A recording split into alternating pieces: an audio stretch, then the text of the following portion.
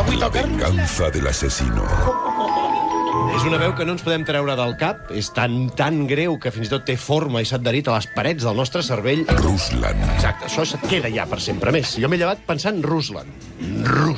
Avui la segona part d'aquesta pel·lícula protagonitzada... He dit pel·lícula. Protagonitzada per en Steven Seagal. No m'estranya que estigueu nerviosos. Home, sí. Jo ho estic. I penseu que jo l'he hagut de veure 2 vegades. Home! M'ha costat molt dormir aquesta nit, Veia l'Steven Seagal per tot arreu.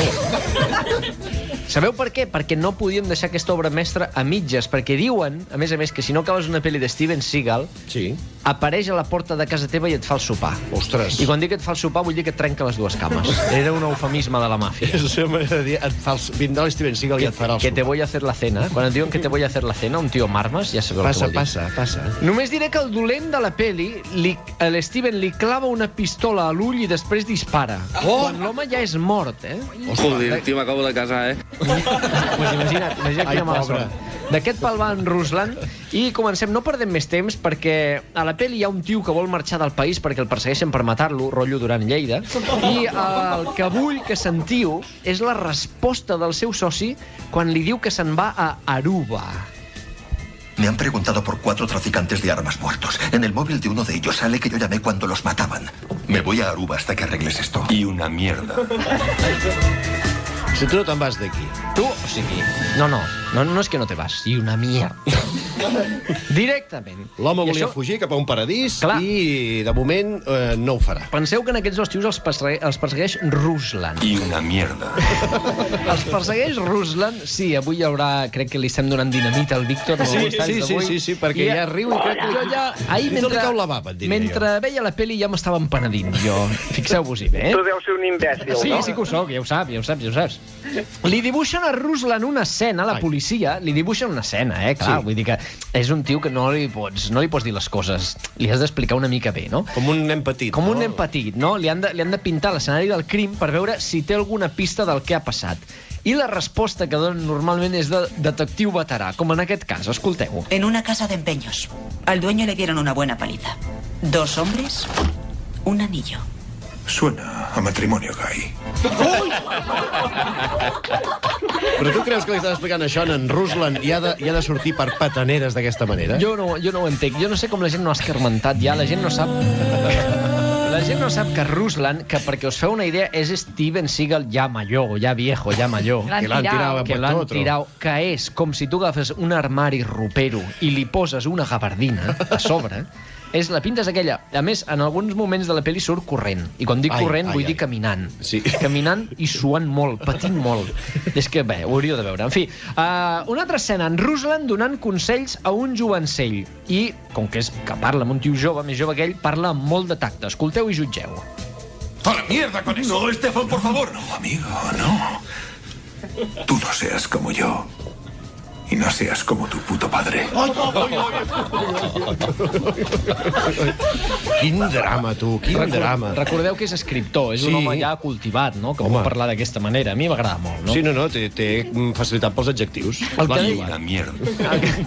El que dèiem, és escriptor, Ruslan és escriptor, Steven Seagal fa d'escriptor, recordem que només escrivia amb les Fs, F5, F6, perquè tenia les mans molt a dalt. Sí, que tenia tota la plata en macros. No, aviam, tant podia estar agafant un portàtil com una trampa per ossos, de la manera que ho manipula, però també sap investigar i té claríssim quins són els paràmetres. Jo crec que aquí fa la definició més clara que s'ha sentit mai sobre la feina d'un detectiu. ¿En qué estás pensando?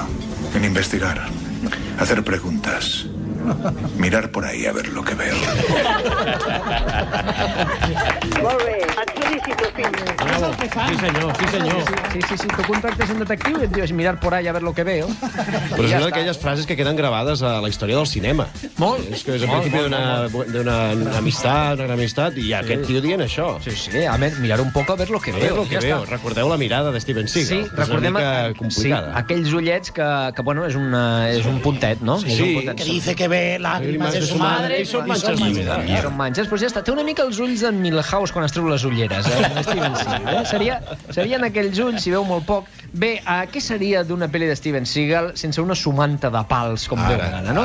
Doncs el millor de tot és que les hòsties apareixen de cop i volta enmig d'un diàleg intrascendent, però apareixen d'allà I els cops de puny de Ruslan, us ho dic seriosament, jo que he estudiat per tècnic de so, sonen com una tuneladora. De veritat, escolteu el primer cop de puny. Se lo preguntaré de nuevo. Un hombre blanco con un tatuaje en el cuello. Esto es una casa de empeños, amigo, no un puesto de información. ¿Sabe? Me parece que se pasa de duro.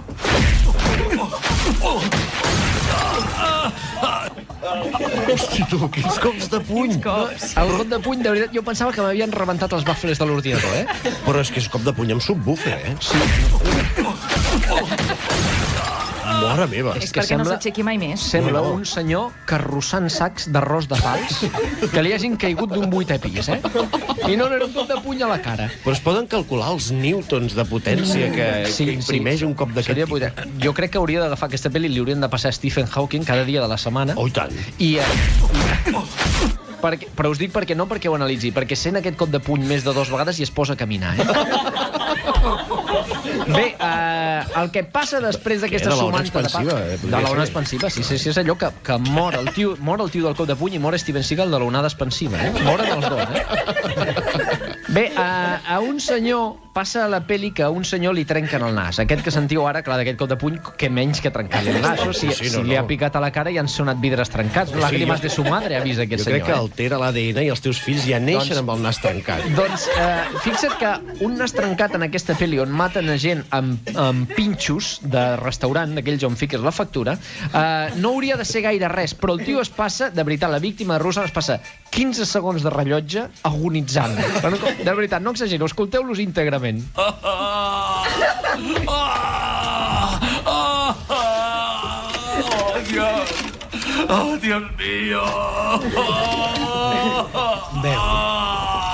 Tengo un golpe de toca, ara no lo podria atender, No, i no m'estranya, senyora. En fi, Ruslan trencant nassos. Jo de vosaltres no me la perdria, aquesta pel·li. Està a YouTube, busqueu, només heu de posar Ruslan, pel·lícula buena. És el que farem ara mateix. Us posarem al Facebook perquè pugueu gaudir d'aquest espectacle audiovisual, aquesta pel·lícula de Steven Seagal que ens ha descobert avui en Jair Domínguez. Gràcies, Jair! Y una mierda.